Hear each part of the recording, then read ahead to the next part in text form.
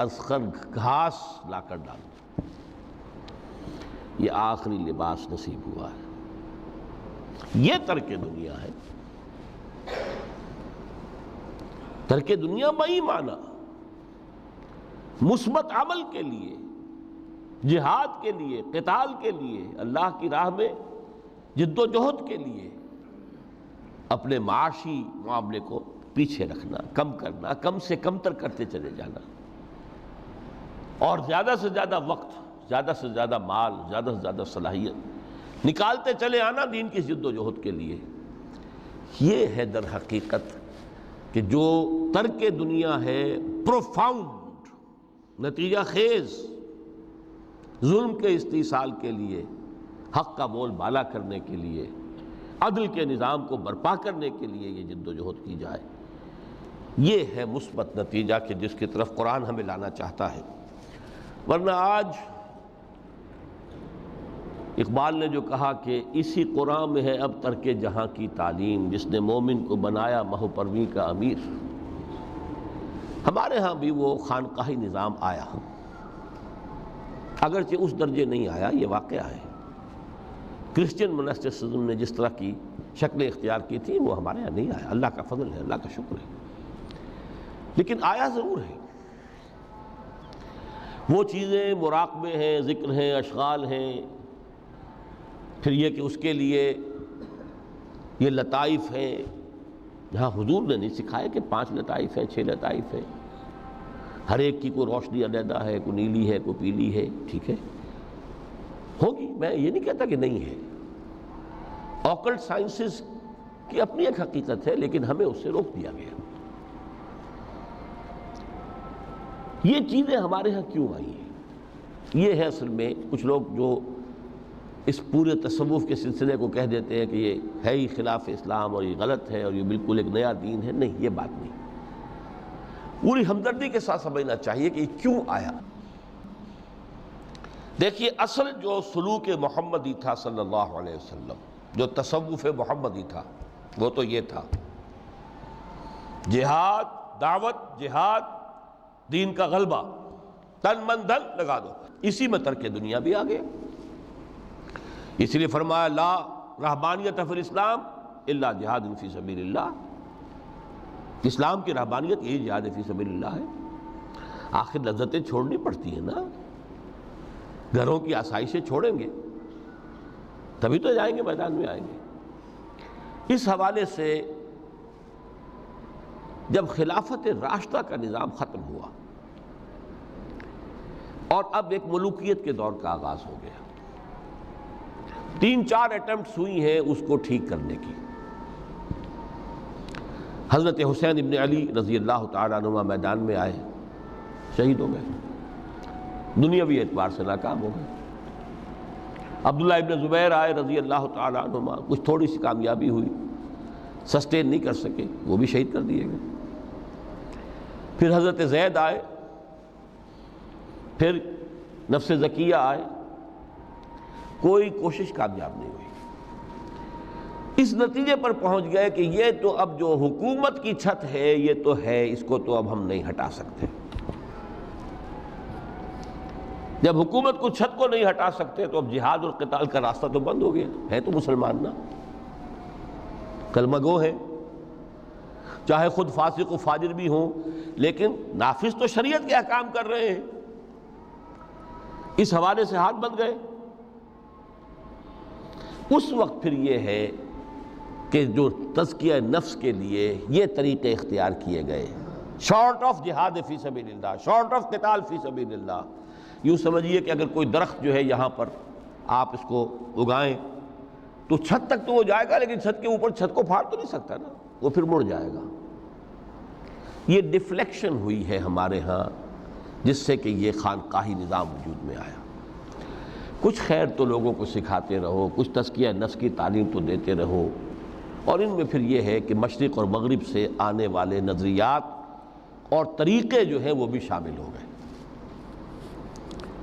ہندوستانی جو تصوف کے مختلف یہاں پر معاملات تھے، اور ادھر سے یونانی اور نیو پلیٹونک وہ نظریات آ گئے۔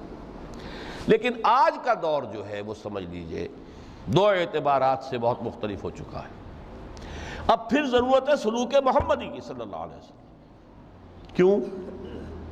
اگرچہ حکومت مسلمانوں کی ہے لیکن اسلامی قانون نافذ نہیں ہے۔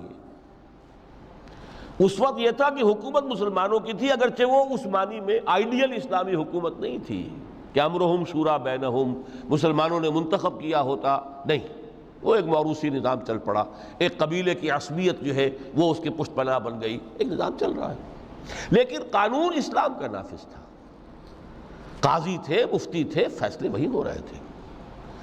آج یہ کہ اگرچہ حکومت مسلمانوں کی ہے، قانون جو ہے قرآن کا نافذ نہیں ہے۔ اور نمبر دو، آج انسان کا جو سوشل کانشسنس ہے، اجتماعی شعور، وہ ترقی کر کے اس سطح تک پہنچ چکا ہے کہ ہر شہری کو حق حاصل ہے کہ نظام کو بدلنے کی کوشش کرے۔ پہلے یہ ہوتا تھا کہ آپ نظام کی اصلاح کرنے کے لیے کھڑے ہوئے تو سمجھتے تھے کہ یہ حکومت کو ختم کرنا چاہتے ہیں، یہ باغی ہے۔ حضرت حسین کو باغی کہا گیا رضی اللہ تعالیٰ عنہ۔ اب باغی جو ہے واجب القتل ہے، اسی لیے تو آخر کلمہ گو تھے وہ جنہوں نے شہید کیا حضرت حسین کو رضی اللہ تعالیٰ عنہ۔ اس وقت تک یہ کانسیپٹ تھا ہی نہیں کہ اسٹیٹ علیحدہ شے ہے، گورنمنٹ علیحدہ شے ہے۔ We are against the government, not against the state. آج تصور جو ہے بالکل کلیئر کٹ ہو گیا ہے۔ ہم وفادار ہیں ریاست پاکستان کے، حکومت پاکستان کے نہیں۔ حکومت پاکستان کو بدلنا ہمارا حق ہے، اور اس بدلنے کے دو طریقے ہیں، یا ایک انتخابات کا ذریعہ ہے یا پھر ایجیٹیشن کا ذریعہ ہے، بشرطے کہ ایجیٹیشن پیسفل ہو، توڑ پھوڑ نہ ہو، کسی کی جان اور مال اور پراپرٹی کو کوئی نقصان نہ پہنچایا جائے، خود مرنے کو تیار ہو جائے، گولیاں چلیں، جیلوں میں جائیں، ایجیٹیٹ کریں، اگر جیلیں بھر جائیں گی، اگر گولیاں مار مار کر جو ہے فوج ایک وقت میں آ کر کہہ دے گی، جیسے کہ بھٹو کے زمانے میں کہہ دیا تھا، جبکہ اس نے کہا تھا کہ میری کرسی بہت مضبوط ہے، لیکن جب بریگیڈیئر محمد اشرف گوندل ہی ٹک دی لیڈ، پھر 3 اور آگے بریگیڈیئر ان کے ساتھ مل گئے، we are going to shoot no more, go and have a political settlement. اپنی قوم کے اوپر کہاں تک ہم گولیاں برسائیں گے؟ Who are they? They are our kith and kin, we are not an occupation army. Jallianwala Bagh میں اگر 5000 مر گئے یا جتنے بھی مرے تھے، جنرل ڈائر کو کائے کا دکھ؟ وہ ہندو تھے یا مسلمان تھے یا سکھ تھے؟ ہندوستانی تھے۔ لیکن یہاں تو جن کو ہم مار رہے ہیں وہ کون ہیں؟ پاکستانی ہے۔ ہو سکتا ہے جو گولی چلا رہا ہے اسی کا کوئی بھانجا بھتیجا جو ہے اس موب کے اندر موجود ہے سامنے۔ یہ راستے دونوں اس وقت کھلے ہوئے ہیں۔ الیکشن کا پروسیس جو بھی لوگ سمجھتے ہیں کہ اس کے ذریعے سے یا سمجھتے رہے ہیں، آج تو میں سمجھتا ہوں کہ وقت آ چکا ہے کہ تقریباً اس پر کنسنسس ہو چکا ہے کہ الیکشن کے ذریعے سے نظام نہیں بدل سکتا۔ چہرے بدل جائیں گے، ہاتھ بدل جائیں گے، اس لیے کہ جو بھی پولیٹیکل سوشو اکنامک سسٹم ہے، بہتر سے بہتر الیکشن بھی ہوگا تو وہی ریفلیکٹ کرے گا۔ جاگیردار ہے تو 80% جاگیردار ہی بیٹھے ہوں گے آپ کی نیشنل اسمبلی میں، تو وہ زمینداری اور جاگیرداری جو ہے اس کو ختم ہونے دیں گے۔ ایجیٹیشن کا راستہ ہے، لیکن یہ کہ وہ ایجیٹیشن کرنے کے لیے پہلے میدان میں وہ لوگ آئیں جو اپنی ذات پر اپنے گھر میں دین نافذ کر چکے ہوں، اپنی معاش کو پاک کر چکے ہوں، اپنی معاشرت کو درست کر چکے ہوں۔ یہ دو کام اگر نہیں کیے تو بہتر ہے گھر میں بیٹھے رہیں، باہر نہ نکلیں، دین کا نام نہ لیں، وہ دین کو بدنام کریں گے۔ یہ مرحلہ طے کر لیں اور پھر ایک بنیان مرصوص بن کر، نہیں عن المنکر بالید۔ جب تک طاقت کافی نہیں ہے اس وقت تک دعوت ہے، تبلیغ ہے، خوش آمد ہے۔ وَلْتَكُن مِّنكُمْ أُمَّةٌ يَدْعُونَ إِلَى الْخَيْرِ وَيَأْمُرُونَ بِالْمَعْرُوفِ وَيَنْهَوْنَ عَنِ الْمُنكَرِ وَأُولَٰئِكَ هُمُ الْمُفْلِحُونَ۔ یہ سب زبان سے ہوگا، ہاتھ سے نہیں۔ جب طاقت کافی ہوگی تو اب ہاتھ سے ہو۔ اب ہم یہ کام نہیں چلنے دیں گے، اب یہ بینک نہیں چلیں گے، گھراؤ کریں گے، نہیں چلنے دیں گے۔ یہ اخبارات میں جو فحاشی کے سمجھیے کہ وہ رنگین صفحات نہیں نکلنے دیں گے، پکیٹنگ ہو جائے گی۔ کئی دن تک کراچی میں جنگ کا گھیراؤ کیا گیا تھا MQM کی طرف سے، اور صرف یہ بات تھی کہ ہماری خبریں صحیح شائع نہیں کر رہا ہے۔ جب نہیں نکلنے دیا گیا جنگ، اس کے بعد صورت یہ ہو گئی کہ الطاف صاحب کو چھینک بھی آتی تھی تو پہلے صفحے پہ لکھا ہوتا تھا. لیکن کریں نا، میدان میں آئے نا لوگ. یہ ہے اصل میں وہ تصوف کہ جو اب بالکل سلوک محمدی صلی اللہ علیہ وسلم کا جو اصل سلوک تھا وہ تصوف تھا، وہ ترک دنیا. مالی ولی دنیا انما مثلی کراکب استظل تحت شجرۃ ثم راح فترکھا. اس کے ضمن میں فرمایا گیا ہے سورہ توبہ کی میں آیت نمبر 24 آپ کو سنا. فرمایا قل ان کان آباؤکم وابناؤکم واخوانکم وازواجکم وعشیرتکم واموال اقترفتموها وتجارۃ تخشون کسادها ومساکن ترضونها احب الیکم من اللہ ورسولہ وجہاد فی سبیلہ فتربصوا حتی یاتی اللہ بامرہ واللہ لا یہدی القوم الفاسقین.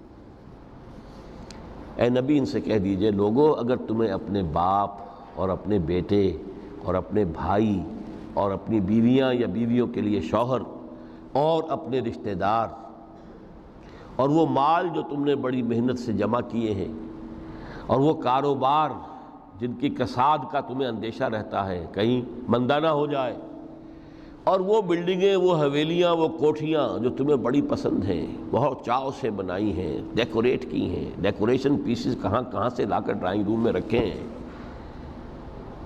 اگر یہ 8 چیزیں محبوب تر ہیں اللہ سے اور اس کے رسول سے اور اس کی راہ میں جہاد سے، فتربصوا تو جاؤ، انتظار کرو، دفع ہو جاؤ، بیٹھو ادھر، حتی یاتی اللہ بامرہ، یہاں تک کہ اللہ اپنا فیصلہ سنا دے.